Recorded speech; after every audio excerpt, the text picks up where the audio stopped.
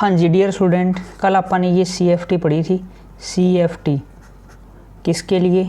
Octahedral complex के लिए। Octahedral complex के लिए, ठीक है भाई। सबसे पहले ग्राउंड लेवल, एक्साइटेड स्टेट, और फिर क्या अपन ने सीखा था कि ये स्प्लिटिंग होगी थी, डी की स्प्लिटिंग होगी थी। उसके पीछे कारण ये था कि भी डी के कुछ एक ऑर्बिटल थे, एक तो अलोंग एक्सिस थे और एक बिटवीन द एक्सिस थे। देखो अलोंग एक्सिस का मतलब जैसे ये एक्स है ये वाई है, जो ऑर्बिटल ऐसे होगा ना ये तो हो गया अलोंग एक्सिस, ये भी अलोंग एक्सिस। और बिटवीन द एक्सिस का मतलब, अलोंग एक्सिस का मतलब ये वाले कि जैसे ये लिखा था ना मैंने D X square Y square, ये एक्सिस हैं, ठीक है। जैसे ये हो गया जेड, तो ये जेड का ऐसा, ठीक है। तो ये डी जेड स्क्वायर हो गया, ये हो गया along the axis, along axis. और लिगेंड्स भी एक्सिस पे था। एक्सिस में रिपल्सन होगी, एनर्जी ज़्यादा होगी थी, ऊपर चल गए थे ये दोनों। बिटवीन द एक्सिस का मतलब ये होता है जैसे ये आपने एक्सिस बना ली, ये एक्स है ये वाई है, बिटवीन द एक्सिस जैसे ये बिटवीन द एक्सिस हो गए, जैसे डी एक्स वाई है इसका नाम। अगर यहाँ एक्स रख लो, इधर जेड रख लोगे, तो अगर ऐसे बनाओगे तो जेड एक्स हो गया, ये एक्स जेड हो गया। ये बिटवीन द एक्सिस है,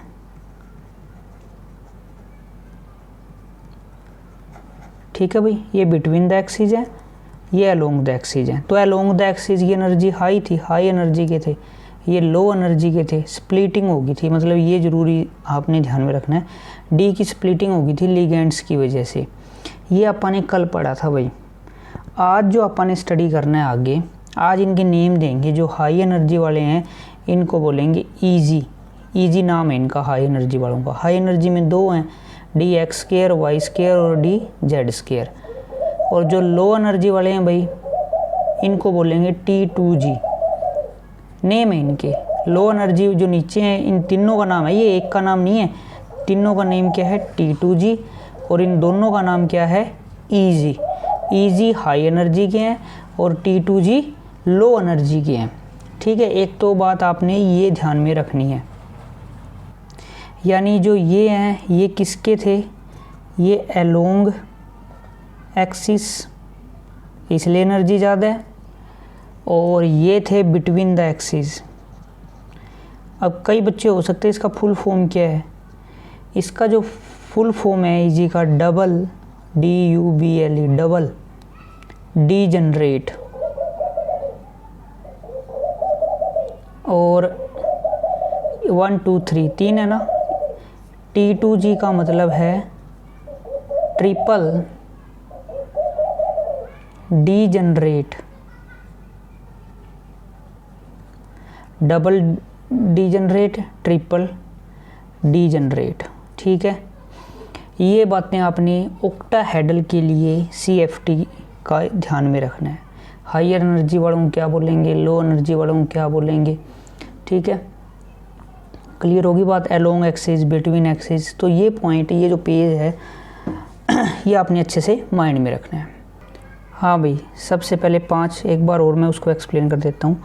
टोटल 5 ऑर्बिटल थे और बड़े खुश थे क्योंकि सारे सेम एनर्जी के थे, सेम एनर्जी, ठीक है। जब तक क्या नहीं था, नो लिगेंड्स।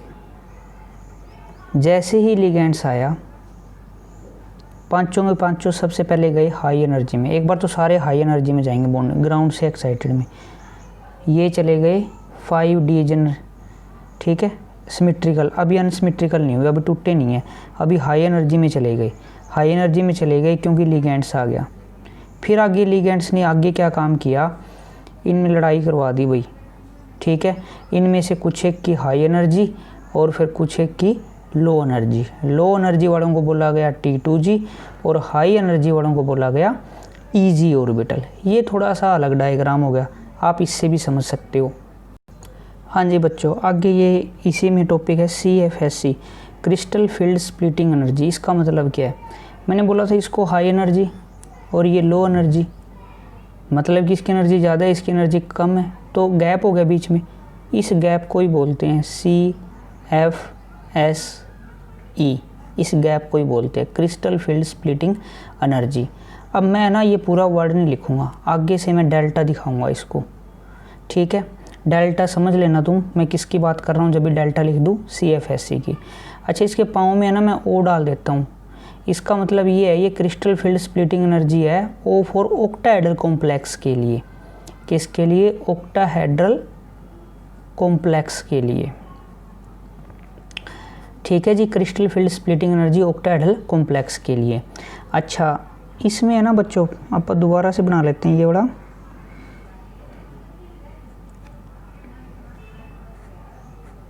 ठीक है जी। ये EG, ये T2G, और इसका जो गैप था उसको अब मैं शॉर्टकट में लिख देता हूँ ऑक्टाहेड्रल की crystal field splitting energy. O for octahedral की है ये स्पेसिफिक। ऊपर वाले जो 2 ऑर्बिटल हैं, ऊपर कितने ऑर्बिटल थे? 2, और नीचे कितने ऑर्बिटल थे? 3, ठीक है भाई।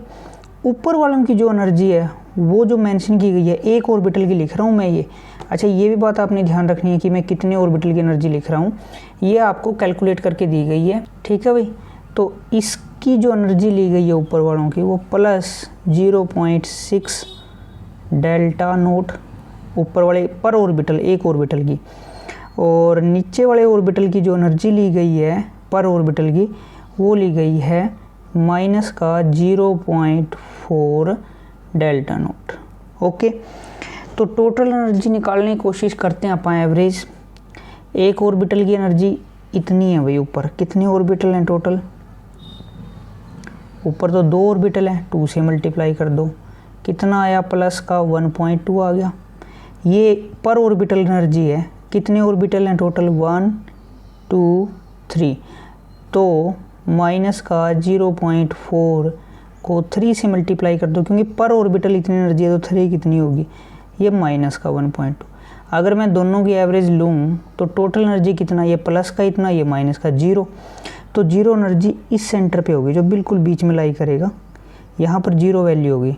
और इसलिए पेपर में 1 नंबर का क्वेश्चन आ जाता है कि इस लाइन को क्या बोलते हैं, तो इसको बोलते हैं बेरी सेंटर, ठीक है। तो याद क्या रखना है? याद ये रखना है EG की पर ऑर्बिट की एनर्जी कितनी होगी? 0.6, याद ये रखना है, मेन बात ये है। पर ऑर्बिट की एनर्जी माइनस का 0.4, माइनस 0.4, माइनस 0.4, यानी इस लाइन से नीचे माइनस वैल्यू है, इस लाइन से ऊपर पॉजिटिव वैल्यू है। Only for octahedral complexes. आगे इसका और कैसे यूज़ करेंगे देखो। हाँ भाई, अब आप ये देखते हैं कि CFSE फाइंड आउट कैसे करेंगे। CFSE क्या करना है बच्चों? आपने नीचे वालों की एनर्जी कितनी ली थी अपन ने? नीचे वालों की एनर्जी माइनस का 0.4 into x plus total energy निकाल रहा हूँ मैं, जो ये गैप है, ये x, और ऊपर वालों की एनर्जी थी 0.6 इंटू वाई। अब आप कहोगे एक्स वाई क्या है? यहाँ पर इलेक्ट्रॉन होंगे, नंबर ऑफ इलेक्ट्रॉन, ये डेल्टा में वैल्यू आ जाएगी आपकी, ठीक है। एग्जाम्पल के थ्रू समझाऊंगा तो ज़्यादा क्लियर होएगा कि ये है क्या। हाँ बच्चों, एक चीज़ नोट करो, अब मैं ये फॉर्मूला लिखा क्यों है? क्योंकि भाई जो डी में और इलेक्ट्रॉन आएंगे, ये तो है नहीं आपके पास कोऑर्डिनेशन कंपाउंड सारा एक ही है, बहुत सारे हैं। हो सकता है उनके डी में 1 आए, हो सकता है उनके डी में 2 आए, हो सकता है उनके डी में 3 आए, हो सकता है उनके डी में 4 आए, हो सकता है 5 आए। कहाँ तक जा सकता है डी में चेंज? कहाँ तक जा सकता है? 10। यानी डी में ये इलेक्ट्रॉन आ सकते हैं, ठीक है जी। अगर डी में 1 इलेक्ट्रॉन आता है, ठीक है, तो फिलअप करने का मेथड क्या होगा बच्चों? 1 इलेक्ट्रॉन तो सबसे पहले लो एनर्जी वालों को भरोगे और फिर हाई एनर्जी वालों को फिलअप करोगे आप। ये बात आपने माइंड में रखनी है। तो मान लो D1 आ गया किसी भी कंपाउंड के केस में कि डी में 1 इलेक्ट्रॉन है, तो कैसे करोगे? ये मैं करके दिखाता हूँ आपको, 1 2 ऊपर नीचे 3 ऑर्बिटल हैं और ऊपर 2 ऑर्बिटल हैं। लो जी, 1 इलेक्ट्रॉन फिलअप कर दिया, ठीक है, एक ही इलेक्ट्रॉन था। अच्छा, यहाँ लिख लेता हूँ T2G और यहाँ लिख लेता हूँ EG। T2G नीचे वाले और EG ऊपर वाले। ठीक है बच्चों, तो एक इलेक्ट्रॉन था तो ऊपर तो जाएगा नहीं, तो पहले सबसे पहले देखो ये +1 में सीखते थे आप कि भाई पहले कम एनर्जी वाले फिलअप होंगे ऑर्बिटल और फिर ज़्यादा एनर्जी वाले। ठीक है, तो इसका CFSE यानी क्रिस्टल फील्ड स्प्लिटिंग एनर्जी कितनी होगी? हाँ जी, तो फॉर्मूला लगाओ इसको देख के, -0.4 यहाँ लिख देता हूँ मैं, थोड़ा ज़्यादा क्लियर होगा आपको। कैसे निकालोगे? x + point into Y. बच्चों 0.4 नीचे वाले का ये एनर्जी देखो। अब कई बच्चे क्या करते हैं, -0.4 इसकी ले लेते हैं और 0.6 इसकी ले लेते हैं। ये भी याद रखना है कि नीचे वाले की पर ऑर्बिटल एनर्जी इतनी है और ऊपर वालों की पर ऑर्बिटल एनर्जी इतनी है। ऑक्टाहेड्रल के केस में ओनली फॉर ऑक्टाहेड्रल। बच्चों कितने इलेक्ट्रॉन है? ये x और y क्या है? Number of electron 1.6। y में कितने गए भाई? 0.6 इसका है। कितने इलेक्ट्रॉन है ही नहीं, तो 0 से मल्टीप्लाई, तो -0.4 डेल्टा, ये इसकी क्रिस्टल फील्ड स्टेबलाइजिंग एनर्जी आ गई। जरूरी है बात। नेचर Na, अनपेयर इलेक्ट्रॉन है तो पैरा। अब ये भी बता देगा ये कितना पैरा है, तो मैग्नेटिक मोमेंट निकालने का फॉर्मूला जरूरी, वेरी वेरी वेरी इंपॉर्टेंट। ये भी आप ध्यान से देखो बच्चों, ये भी बहुत इंपॉर्टेंट है। मैग्नेटिक मोमेंट का फॉर्मूला n+2 अच्छे से याद रखना, ये मैग्नेटिक मोमेंट निकालने का फॉर्मूला है। तो n क्या है? Number of unpaired electron. ठीक है, तो D1 वाले केस में देखो एक ही अनपेयर है, तो n की वैल्यू 1 और 1 + 2 कितनी वैल्यू आ गई? √3। क्या आ गई बच्चों? Magnetic movement. अब देखो मैं जब ये थ्योरी करवा रहा था ना आपको, मैंने बताया था एग्जैक्ट वैल्यू बताएगा ये कितना पैरा मैग्नेटिक है। √3 इसकी मैग्नेटिक मूवमेंट की वैल्यू आ गई। ठीक है, ओके। D2 का केस देखें। हाँ भाई, D2 नेक्स्ट केस देखो, एक केस अच्छे से समझ लो, बाकी सारे एक जैसे ही हैं। D2 में क्या करोगे? 2 इलेक्ट्रॉन पहले लो एनर्जी वाले फिलअप करोगे, ये लो जी 2 इलेक्ट्रॉन हो गए। ठीक है, 2 इलेक्ट्रॉन इसी में, EG के लिए तो बचा ही नहीं, 0 कर दो। CFSE कैसे पुट करोगे? हाँ जी, इसकी CFSE यहाँ 2 पुट कर दोगे और यहाँ 0, क्योंकि EG में तो x और y क्या है? नंबर ऑफ इलेक्ट्रॉन इसके अंदर। x का मतलब तो नंबर ऑफ इलेक्ट्रॉन T2G और y का मतलब number of electron in EG orbital, number of electron in EG orbital. तो भाई देखो ×2 करूँगा मैं, क्योंकि 2 इलेक्ट्रॉन फिलअप किए हैं अपन ने, EG यहाँ तो किए ही नहीं, तो ये जो वैल्यू आएगी इसको आप रख लेना, जो भी आए सोल्व कर सकते हो। हाँ जी, 2 अनपेयर हैं तो पैरा, ये अपने आप फाइंड करोगे हर एक का। अब कितने n की वैल्यू 2 ले लेना। चलो मैं एक के लिए और करके दिखा देता हूँ। 2 है ना, तो 2 + 2। ठीक है, तो ये Bm में आता है, बोर मैग्नेटॉन, तो ये वैल्यू आ जाएगी 4√8। ये Bm आ गया, सॉरी मैग्नेटिक मोमेंट आ गया Bm में, बोर मैग्नेटॉन। D2 के लिए कहाँ तक जाना है? 10 तक जाना है, हर एक का फिलअप करते जाना है। ठीक है, अब मैं वो केस करवा रहा हूँ आपको जिनमें प्रॉब्लम आ सकती है। बच्चों मैं D5 का केस ले रहा हूँ। ठीक है, D5 का केस सारा कुछ ही आ जाएगा अब इसमें, जो बचा हुआ था CFT का। फिर देख लेंगे जिसकी जो प्रॉब्लम आएगी उसके अकॉर्डिंग मैं करवा दूँगा। लो भाई, T2G और ऊपर वाला EG। ठीक है, और एक बार और बना लेता हूँ ये वाला मैं।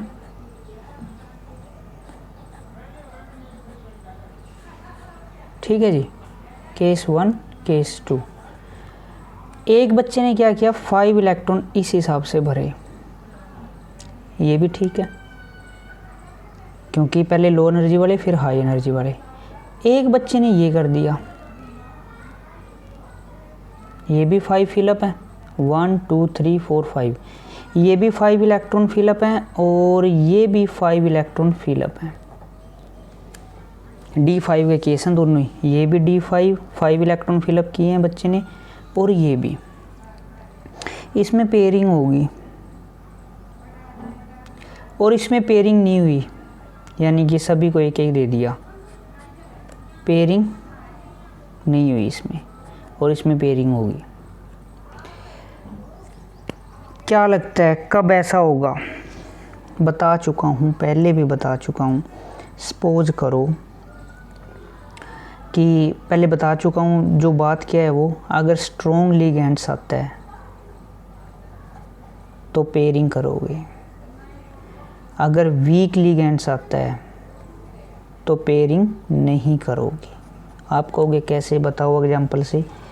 जैसे FeCN6 3 नेगेटिव, जब इसका लिखोगे ना, D में 5 आएंगे आयरन के, D में 5 आएंगे। एक और एग्जांपल इसके साथ ही, दूसरा एग्जांपल किसका ले लेते हैं अपन? हाँ, ये उठा लेते हैं, वाटर और 6 ऊपर 3 नेगेटिव। अब ये मैंने बोला हुआ भाई माइंड में कि ये अब बात आपने माइंड में रखनी है कि ये है ना स्ट्रॉन्ग लिगेंड्स है। स्ट्रॉन्ग लिगेंड कौन कौन थे वो एग्जांपल में? CN, CO और NH3, ये रखने हैं आपने। ये वीक लिगेंड है, ठीक है। तो वीक, अब इसका भी D5 है और इसका भी D5 है। अब दोनों एग्जांपल आ गए, ठीक है, दोनों एग्जांपल आ गए अपने पास। दोनों एग्जांपल आ गए तो किस में क्या करोगे ये आपने अब सोचना है। मैं कह रहा हूँ कि स्ट्रॉन्ग लिगेंड्स है, स्ट्रॉन्ग लिगेंड तो पेयरिंग को प्रेफर करेगा, यानी डी। इस केस में ऐसे लिखी जाएगी CFT, क्योंकि स्ट्रॉन्ग लिगेंड्स है, पेयरिंग कर दिया आपने। जबकि ये क्या है, वीक लिगेंड्स है, इसमें पेयरिंग नहीं होगी, इसमें ऐसे लिखी जाएगी CFT, ठीक है। ये चीज़ आपने अच्छे से माइंड में रखनी है, किसके लिए क्या केस। यानी कि देखो, अब मान लो D3 होता, D3 में तो कुछ नहीं, 3 इलेक्ट्रॉन फिलअप कर देते, ठीक है जी। अब बात जब D5 की आ गई, 5 के केस में तो बच्चों ने देखा ऐसे भी फिलअप कर सकते हैं, पेयरिंग भी कर सकते हैं। पेयरिंग किस केस में होगी? जहाँ स्ट्रॉन्ग लिगेंड होगा, ठीक है। स्ट्रॉन्ग लिगेंड्स के केस में पेयरिंग कर दी, और यहाँ पर पेयरिंग नहीं हुई भाई, ठीक है। और इस गैप को क्या बोलते थे? CFSC, ठीक है। अब इसको मैं दूसरे तरीके से समझाता हूँ। इसी बात को एक इस केस को माइंड में रखना है। इसी बात को आप कैसे बोलेंगे कि देखो, तो भाई हर केस में फिर ऐसा ही करोगे। स्ट्रॉन्ग लिगेंड्स के केस में आप ऐसा करोगे और वीक के केस में आप ऐसे फिलअप करोगे, ठीक है। तो ये काम आपने अच्छे से कर लेना है, ठीक है। जो अगली बात मैं आपको बता रहा हूँ वो ये थी, इसी बात को आप दूसरे वे से कैसे समझ सकते हैं कि यहाँ पर है ना, यहाँ पर इस केस में इलेक्ट्रॉन ऊपर नहीं गए क्योंकि इसकी वैल्यू हाई थी, यानी कि गैप बहुत ज़्यादा, हाई वैल्यू का मतलब गैप बहुत ज़्यादा था। गैप ज़्यादा था तो ये जंप नहीं कर पाया, तो इसकी वैल्यू थी ज़्यादा। और एक ये जो पेयर किया है ना, जो पेयर किया है इलेक्ट्रॉन को, इसको बोलते हैं pairing energy. Pairing energy pair किया है तो पेयरिंग एनर्जी लो थी, यानी मैं ऐसे लिख सकता हूँ इस पूरी बात को कि पेयरिंग एनर्जी कम थी और ये गैप ज़्यादा था इस केस में, यानी ये गैप ज़्यादा जंप नहीं कर पाया, पेयरिंग कम थी तो इसलिए पेयरिंग होगी, ठीक है। अब इस बात को लिखते हैं इसी वे में। यहाँ पर पेयर नहीं हुआ, इसका मतलब पेयरिंग ज़्यादा है। अरे ये केस है B ऐसे, ये केस है A यहाँ से। पेयरिंग ज़्यादा थी इसलिए पेयरिंग नहीं किया, ऊपर ही जंप कर गया, यानी ये कम थी। जंप कब करेगा? जब ये गैप कम होगा। गैप कम होगा तो ये भी कम है, ठीक है। यानी ये कम होगी, अगर ये कम होगी तो जंप करेगा, अगर ये गैप ज़्यादा होगा तो पेयरिंग हो जाएगी। तो ये भी चीज़ आप ध्यान में रखोगे, ठीक है। ये B है ये इसके लिए है, और जो A डायग्राम है वो इसके लिए है, ठीक है। अब आपने क्या करना है, होमवर्क दे रहा हूँ मैं सभी बच्चों को, D1 से लेकर और 10 तक सारे फिलअप करके देखनी है, ठीक है। स्ट्रॉन्ग का केस भी और वीक का केस भी। तो फाइंड आउट क्या करोगे, आपने दोनों केस में CFSC 1 से 10 तक फाइंड आउट करनी है और मेरे को व्हाट्सएप करना है ग्रुप के अंदर। हाँ, जो बच्चा फाइंड आउट कर ले 1 से 10 तक की एक पेज के ऊपर फाइंड आउट कर लेना और उस पेज की फ़ोटो खींच के ग्रुप में भेज दो। D1 से लेकर 10 तक आपने CFSC, ठीक है, फाइंड आउट करनी है, स्ट्रॉन्ग की भी, स्ट्रॉन्ग लिगेंड्स की भी और वीक लिगेंड्स की भी। ओके, तो ये आपने कर लेना है, बाकी अपन नेक्स्ट लेक्चर में डिस्कस करेंगे। ओके भाई।